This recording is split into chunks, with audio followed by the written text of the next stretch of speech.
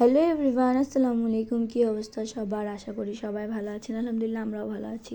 তো সবাই রাতের আগের ব্লগ সন্ধ্যা থেকে স্টার্ট করলাম। এদিকে আমি হালকা পাতলা নাস্তা খাচ্ছিলাম, আমার বাসায় কেউ ছিল না, তো ভাবলাম গরম গরম যেহেতু সব কিছু ভাজবো তার জন্য অপেক্ষা করতেছিলাম। আর হচ্ছে ফাইনালি আব্বু ভাইয়া সবাই চলে আসছে। আমি এদিকে চিকেন আর ফ্রেঞ্চ ফ্রাইটা করতেছিলাম, আর রাতে আম্মু রান্না করতেছিল হাঁসের মাংস। আসলে ভাই হাঁসের মাংস খাওয়ার জন্য মানুষ কত দূর যায় খাবারের জন্য, বাট আমি মানে কোথাও যাইনি শীতের মধ্যে। মার হাতের চেয়ে মজার কোনো জায়গায় নাই। তো এর তো আম্মু চাপটি বানাইছিল আর হাঁসের মাংস গরম গরম, আহা কি মজা দেখতেছে। Good morning.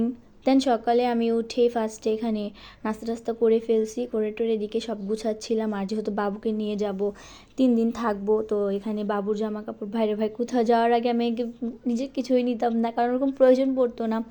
আর এখন আর সামান্য আপুর বাসায় বা দাদুর বাসায় গেলেও একদম লাকেজ ভর্তি জিনিস নিয়ে থাকবো। বাচ্চা মানুষ তো বাচ্চা মানুষ সব কিছু এক্সট্রা নিতে হয়। দেখতে পারতেছেন সব কিছুই বাবুর। জাস্ট আমি এক জোড়া জামা নিয়েছি আর জায়নামাজ নিয়েছি 2টা।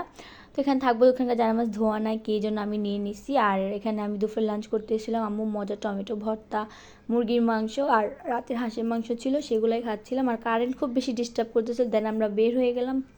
বের হয়ে এসে আমি এদিকে কিছুক্ষণ পর রেস্ট নিয়ে এখানে দাদির রুমটাকে গুছগাছ করতেছিলাম। মানুষটা নাই তো কী হয়েছে, তার ঘরটা তো আমাদের পরিষ্কার রাখা উচিত, তাই না? দেন সেগুলা করে আমি আপু ভাইয়া সন্ধ্যা দিকে একটু বাইরে গেছিলাম, বাবুকে ঘুম পাড়ায়। আমি এখানে পিৎজা আমরা খাইতে গেছিলাম। মোহাম্মদপুর যাবো আর বাইরে বের হবো না, ফাস্টফুড খাবো না, তা কি হয়? থ্যাংক ইউ ভাইয়া আমাদের সবসময় মজা মজা খাবার খাওয়ানোর জন্য। দেখেন নাচোসকে, আর আমি ছোটো ফুচকা দেখছি ভাই, আর আমি থামি নাই, ছোটো ফুচকা আমি খেয়ে নিছি। আর ট্রাস্ট মি অনেক বেশি মজা ছিল, আমার তো খুব বেশি ভালো লাগছে। দেন কিছুক্ষণ পরে আবার আম্মু আসলো কৃষি মার্কেটে বাবুকে নিয়ে একটু কেনাকাটা করতে। তো আম্মু বললো চলো চা খাই, এখানকার চা আম্মু অলওয়েজ খায়। দেন খেয়ে টেয়ে ঘুমাই গেছি, আর সকাল সকাল বের হয়ে গেছি আম্মুকে নিয়ে ডক্টর দেখাতে হসপিটালে। দেখতেছে মুখটুকু ফুলা, তো রাতে ঘুম হয় না, সকালে আবার তাড়াহুড়ো করে উঠছি। আর এই তো আম্মু এখানে সিটি স্ক্যান করাচ্ছে। তো এখানে আমাদের আলহামদুলিল্লাহ কাজও শেষ প্রায়, আম্মু বের হয়ে যাবে এখনই। বের হয়ে আমরা একটু হালকা পাতলা কিছু খাবো, আমরা নাস্তা করে আসি যেহেতু। তারপর এখানে ফুচকা খেয়ে নিলাম। আর এখানকার ঝালমুড়ি, শিশু মেলার এখানকার ঝালমুড়ি আর ফুচকা খুব ভালো লাগে। আর আম্মু দেখেন কত কিউটলিভাবে বাচ্চাদের মতো খাচ্ছে মরিচ বেছে বেছে। তা আম্মু অলওয়েজ বোম্বাই মরিচ দিয়েই খায়, তো আম্মুর ঝাল লেগে গেছিলো। আর বাসায় এসে রেস্ট নিতে না নিতে ভাইয়া সন্ধ্যার দিকে বললো যে আমার হেল্প করো, আসলে দাদা দাদির কবরে চাদর দিবেন তো ফুলের, তার কারণে ভাইয়া এখানে চাদর বানাচ্ছিলেন আর আমি বসে বসে করতেছিলাম।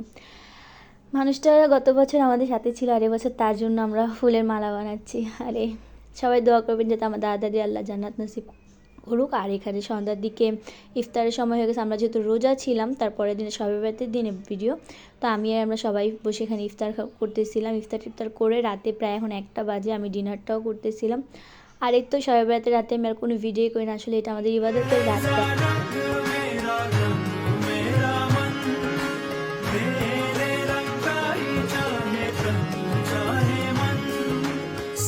सवेरा मेरे तन बरसे, कचरा अंधेरा तेरी